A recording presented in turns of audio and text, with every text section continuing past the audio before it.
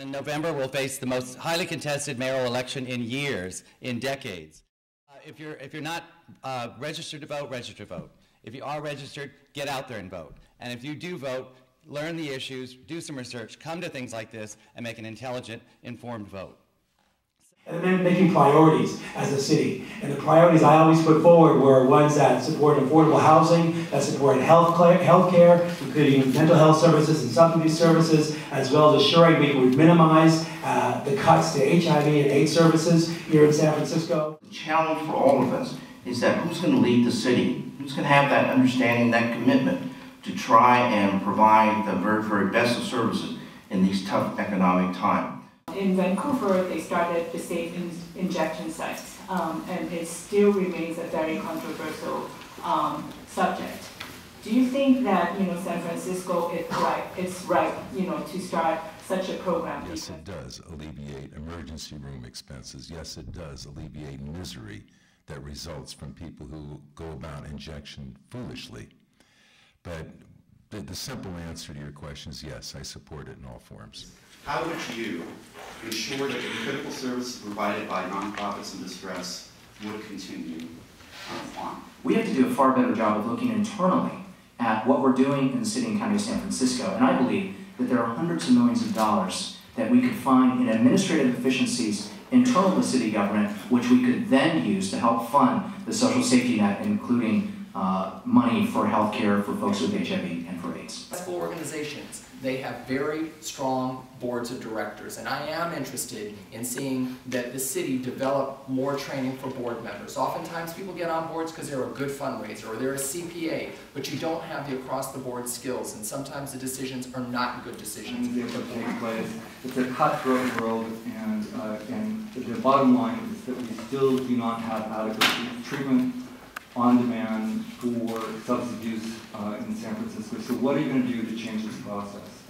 There are voters and constituents who think, well, we shouldn't be spending money on substance abuse, we need to be spending more money on law enforcement. And I will tell you, as a former prosecutor, that I think we have to understand that it is far more cost effective for us to pay for services, for treatment on demand, for substance abuse treatment, than it is for us to spend on law enforcement. How do you foresee, and historically, this city has been really magnificent in terms of replacing lost federal dollars with general fund dollars, but that means those dollars got to come from somewhere. And how do you anticipate dealing with impending cuts in right-and-wide care funding, impending cuts in CDC HIV prevention funding, to ensure that we have the system that we are duly proud of in terms of both HIV prevention and HIV care? And San Francisco has the greatest gap between the richest and the poorest of any county in the state of California.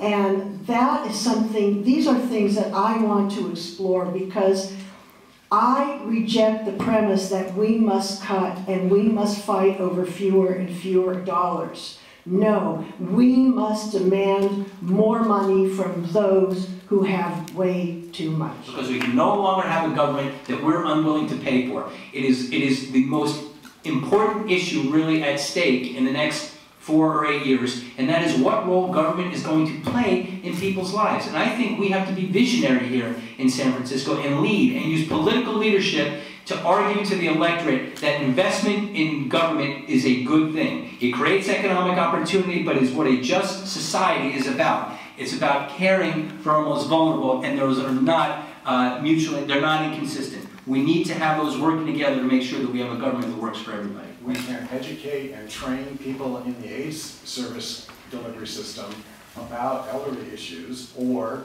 we can train people in the Department of Aging and Adult Services on AIDS issues, or we can find some other third alternative that kind of weaves them together. And I'm just wondering what kind of leadership you think the mayor's office could provide in dealing with this issue. I'm 56. The people just a little older than me basically gave up their family connection when they came out. And the thought that individuals would go into senior living, long-term care, and have to go back into the closet is just unacceptable to me. And I think that that becomes even more dangerous when people can't disclose their status or afraid to, to ask the questions and seek the care that they need. So I think that this is a tremendously important challenge. I have felt that given the fact that in the city our fastest portion of our population is growing are people over the age of 85. Do we need an AIDS czar in San Francisco? Would you do that right away? Like, is that one of the first month things you do? Is it further down the line? Do you even know what an AIDS czar is? Delegate, absolutely. And then you, Yes. That's right. Paid AIDS czar. Bevan Dufty? Amen. Paid AIDS czar, day one. David Chiu? Yes, and one thing I want to point out is there are only 6 of the mayoral candidates that took the time to show up tonight, and I think leadership is about showing up. Of course, we're all going to support that. All 6 of us. We actually are on the precipice of a really dramatic time in HIV medicine, in that we actually have data that shows that if we added certain and this is additive. Right now what we're doing is we're competing against existing services, but if we added certain biomedical prevention tools on top of, and expanded our existing care and care prevention modalities, that we could break the back of this epidemic that has kept this city. I mean, my community, I feel this is, I'm so sick of it. 30 years. I'm so sick of people dying every year. And now we're trying to talk about how to...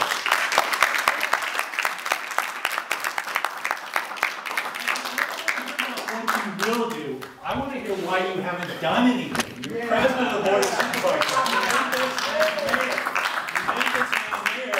And you did everything for Larry Ellison. What about us? I have supported all of the major revenue measures that we have put on ballots, some of which we have won, some of which we have lost.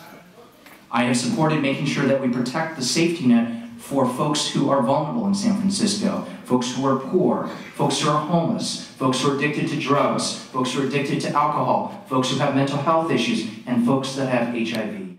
Plan for dramatically increasing the number of disabled people with AIDS who have a job, and also dramatically increasing the number of people with HIV and AIDS who have housing. I think that when we look into all these jobs that we have, that we will be able to discover many that can be reformatted in this way. And I think it's just an extremely exciting area to explore. So as your mayor, I would carve out a section of those formerly senior housed units now being housed by younger people who have, through their own fault, created some of their problems. Not like people affected with HIV. And I would get a part of those units right now and solve the housing problem that we dealt with earlier. We can't constantly talking about, well, here's a problem, and let's go and backfill that, because guess what? You're not going to have the dollars to backfill. It is just foolhardy to think that you can do that, and the reality is that with the realignment of mental health, physical health services, social, and public safety, you're not going to have the dollars. So we all need to understand that we need to engage you and all of you in the entire city and figure out how we're going to fix this particular situation now and not later. Tell people what you heard here today. Tell people that changed your mind. Tell people that had issues that didn't respond properly. Tell your friends. Tell your friends how you are going to vote. Tell how passionate you are about these issues, and then you can help change this election. Maybe 65,000 people are going to vote. Make sure some of those people are your friends and they hear what you said, and make them vote the way you want them to. Thank you for being here tonight. I'm Don Sachet. I appreciate it.